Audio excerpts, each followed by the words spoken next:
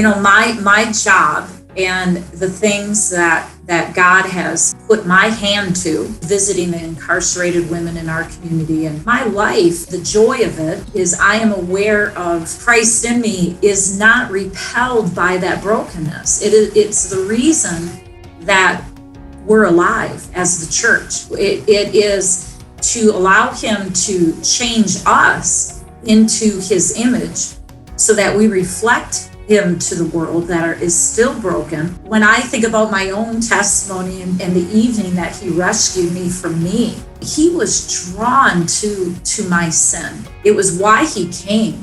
And in that, he engaged my life for a newness. And so the beauty of a broken life is they're the ones that Christ is calling home.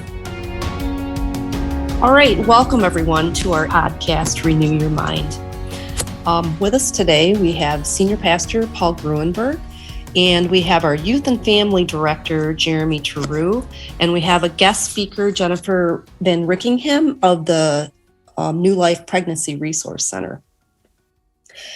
And we're going to pick up where we left off from podcast number 80. We started to discuss Challenging Conversations, a book written by Jason Jimenez. And he gave us a lot of great tools on how to have challenging conversations about, I guess I'll call it hot topics. And what we talked about the last 4 podcasts were how to have a conversation about abortion. And we learned some tactics on how to have that conversation. And then Jennifer shared some experiences, real life experiences. And when we left on that last podcast of number 80, Jennifer's started to talk about a vision that her team has had. And I'm going to speak a little bit for her, and then I'm going to ask her to expand upon that. But Jennifer explained that kind of when they have someone that approaches them, they only have an opportunity from conception to about 2 years of age. And then after that, that person isn't in their lives anymore. And then their team started to come up with a vision of how to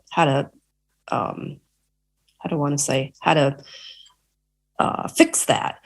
So Jennifer, before I start to kind of muddle up your team's whole vision, can you explain what your vision is that you started to give us little glimpses of in podcast 80? Well, I can honestly say that this is something that's been within my spirit for a real long time, being the director for 4 years now.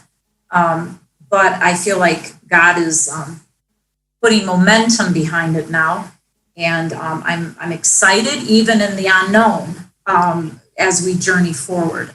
So we want to begin to initiate a program within our local faith community first, and we hope that it branches out within our general community as well. And we have called it LifeAffirming Mentor and Advocate Program. And the reason for that is we see, like in our education alone, our online platform we see almost 700 teaching or modules being sent every year. We have over 500 visits from clients within our doors every year.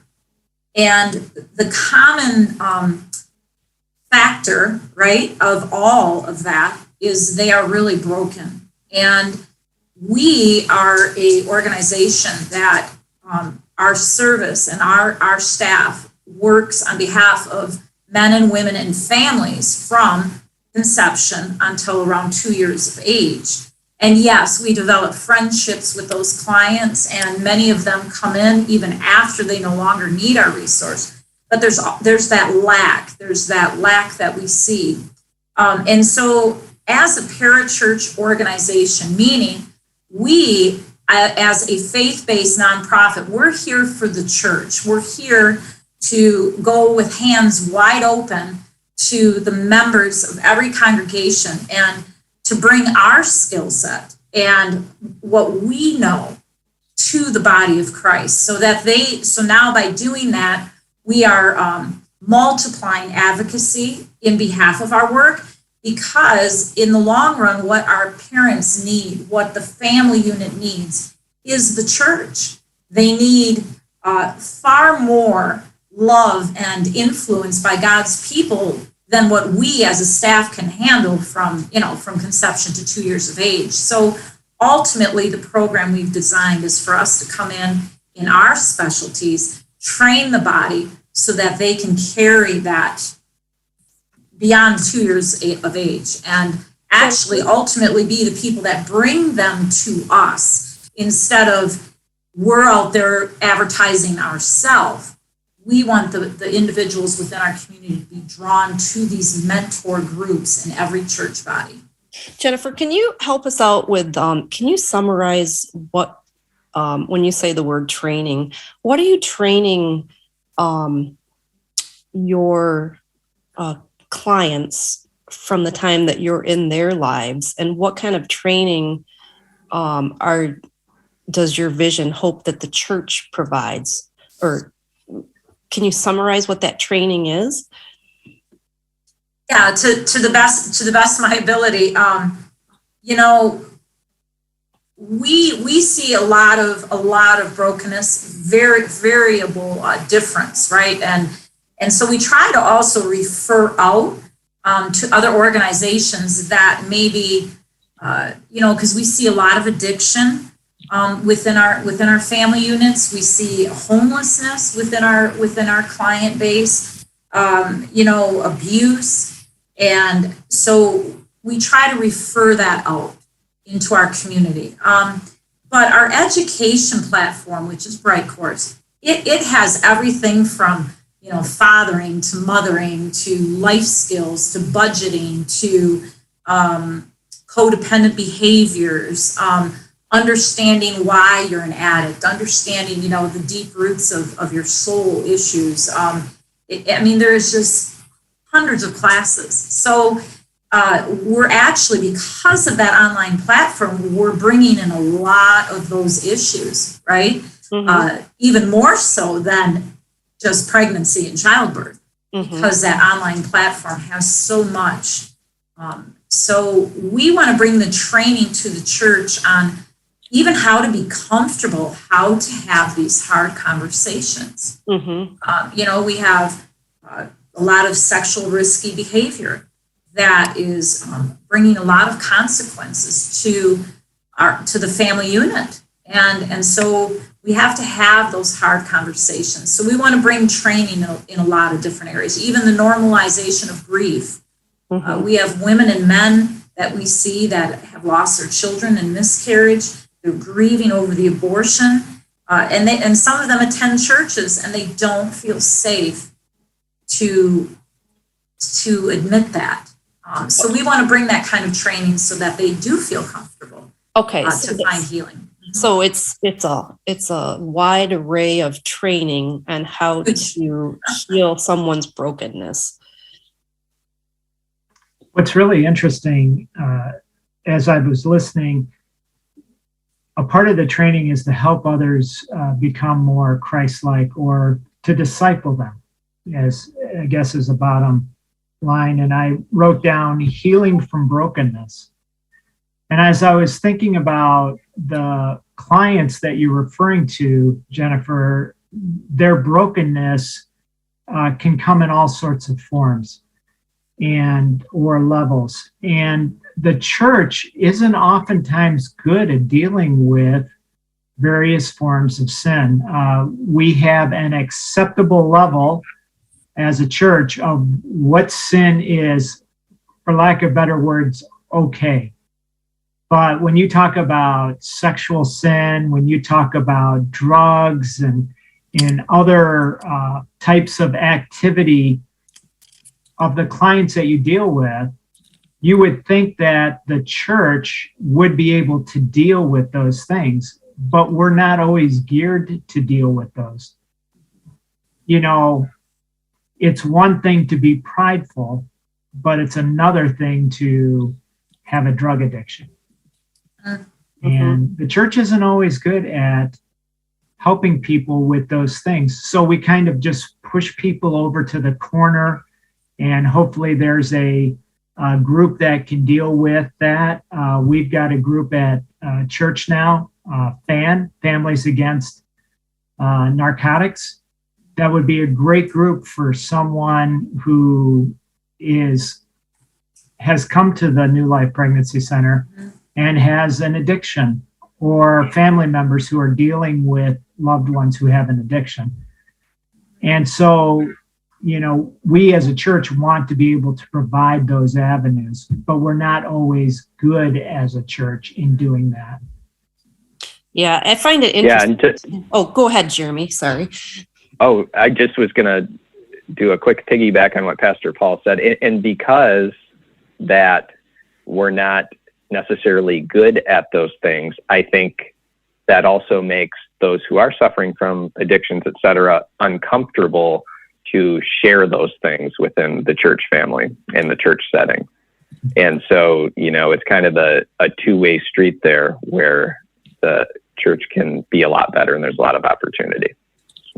Yeah, it's too bad that we don't have a more open, not just open conversations, but a more open environment in which those kind of conversations can be had.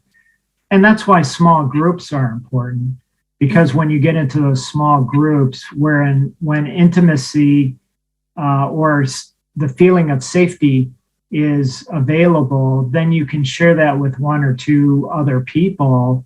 And, Jesus talks about sharing our burdens.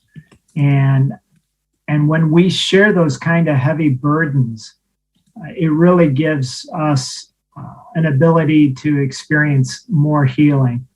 What? You didn't reject me because I told you I have an addiction to alcohol, or I have an addiction to whatever that might be, sugar. So when we do that in the safety of 2 or 3 people, that allows for healing to begin. Okay. All right. I think that gives us a much better understanding of,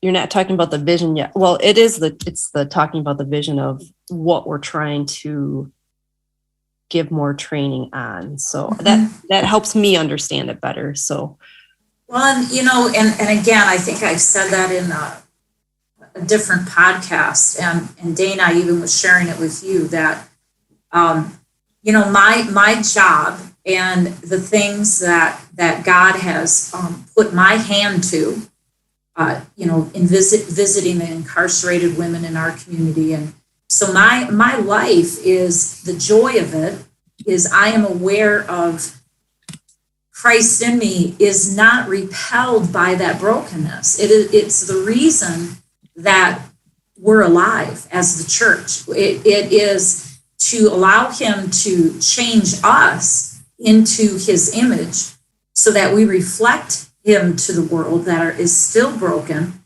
And he's drawn. He is, when I think about my own testimony and the evening that he rescued me from me, he was drawn to my sin. It was why he came. And in that, he engaged my life for a newness. And so the beauty of a broken life is they're the ones that Christ is calling home. And so I am fortunate to have that be my career, I guess. And that's what in love, I believe that New Life wants to bring to the church body, because think about, Jesus always talked about the kingdom of heaven being multiplied, and it says the kingdom of heaven is growing throughout the world as it was called to do, and yeast spreads and light takes over, and I'm really joyful even in the uncertainty that the church in Northern Michigan, especially in this area, is going to be doing what they were always called to do. And the work that we're doing at New Life is going to be multiplied in this area. And I'm ecstatic about that, to see what God's going to do. Okay. Well, and let me even springboard off that, Jennifer. Jesus goes to a party where there's a lot of sinners, and he, in the midst of that party, is telling stories. And one of the stories he tells is about a father with two sons, and the younger son decides, you know what, I'm out of here. Give me my inheritance. I'm going to go and live life the way I think it should be. And one of the things we forget in regard to the people who are broken is that they didn't begin broken. They began just like you and me in a small family. Maybe it was an intact family. Maybe that family was more broken or had more brokenness to it. But that person who was born or was birthed, they were as close to God in that moment as any of us. And then life began to come at them in different ways, and decisions are made that are not always wise. It could be that they're a loner, whatever that means to you, or that as they grew up, they got picked on and bullied, or maybe they were the bully.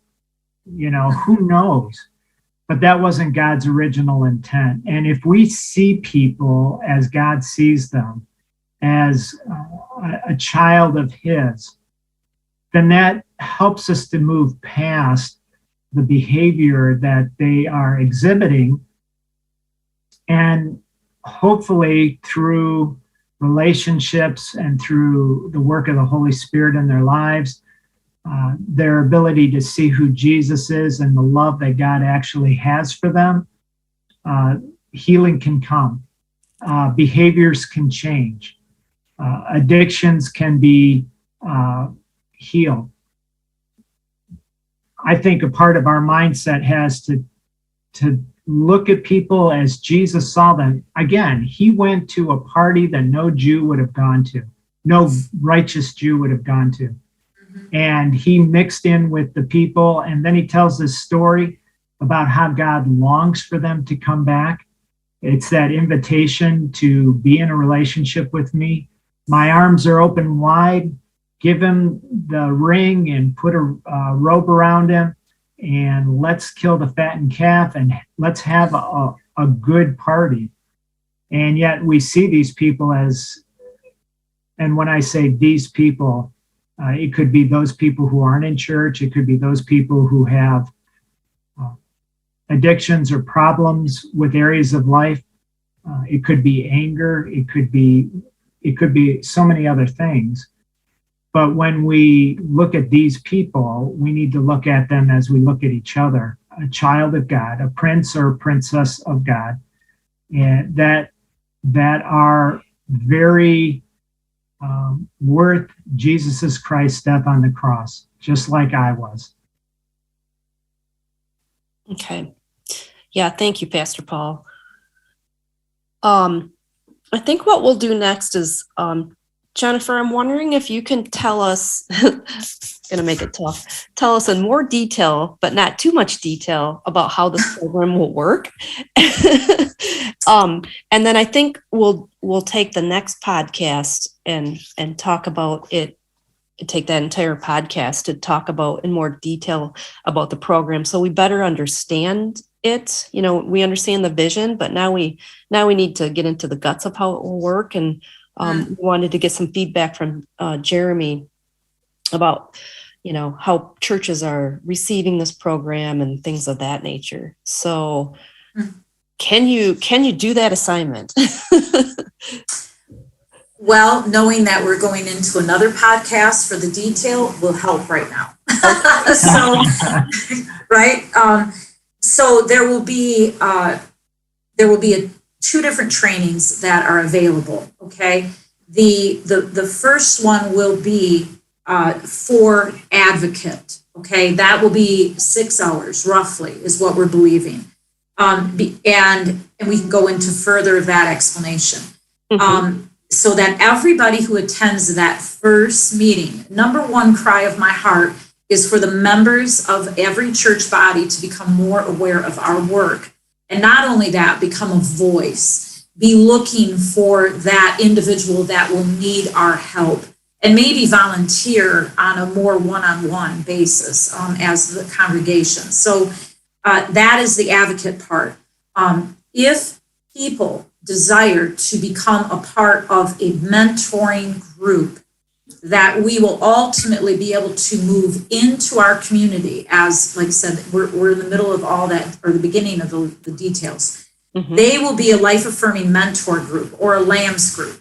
That will require an additional 18 hours of training, because they really need to know the nitty-gritty of these hard topics, and they also need to learn and be trained how to have those hard conversations, what to be ready for. And so we want to come in and do that for the church bodies. Okay. I think that's perfect, because I think we need to hear it a couple of different times so we can wrap our heads around it. And I think it piggybacks really well off of the Challenging Conversation book that Jason Jimenez wrote and we've been talking about, because that's one avenue of training. You can read a book and you can get ideas on how to have these challenging conversations, but that doesn't work for everybody. I mean, some people can't read the book and say, yep, now I know how to do it. So I think the training you're going to talk about in more detail is going to give us different ways to learn and then have difficult conversations. We just want to welcome everyone to listen to our next podcast. We're coming to you from the First United Methodist Church. We're located at 215 South Center Street in Gaylord, Michigan. We have a traditional service at 9 a.m. and a contemporary at 10:45 a.m. And we'd love to have you join us in person. But if you can't come in person, you can join us on Facebook or YouTube. And we just welcome you to do that. If you have any questions, please call our office at 989-732-5380, or you can Google us, Google Gaylord First United Methodist Church, and visit our website. So thank you, everyone, and we'll be back in a week. Have a great day.